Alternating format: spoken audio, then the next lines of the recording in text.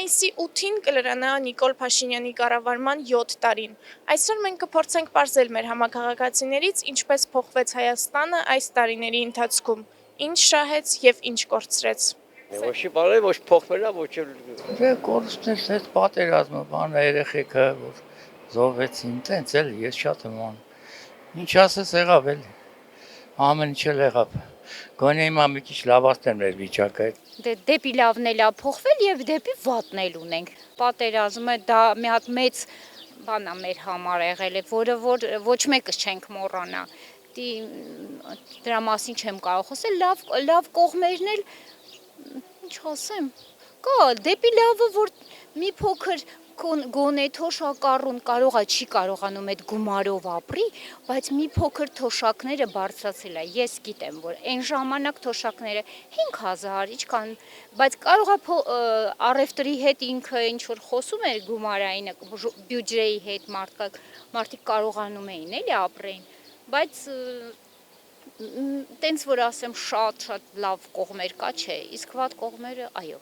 Լավ է, տեսանելի է, վատն էլ պետք է նորից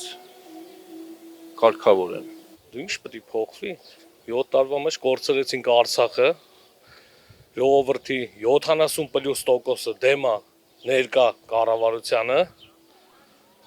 բայց իրանց որ հարցնում ես ժողովրդավար են բան, ժողովրդավարությունը տեսել ենք, ոստիկանների ամբողջ ոստիկանությունը հանում են ժողովրդի դեմ, էտա,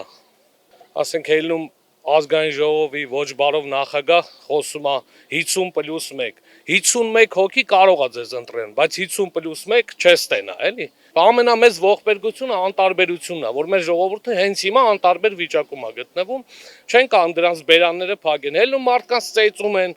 թաղապետարանի դեպքը, բոլորի քաջ հայտնի։ Մի լավ կարող եմ ասել, թե քաղաքական, թե տնտեսական, ամեն ինչով էլ։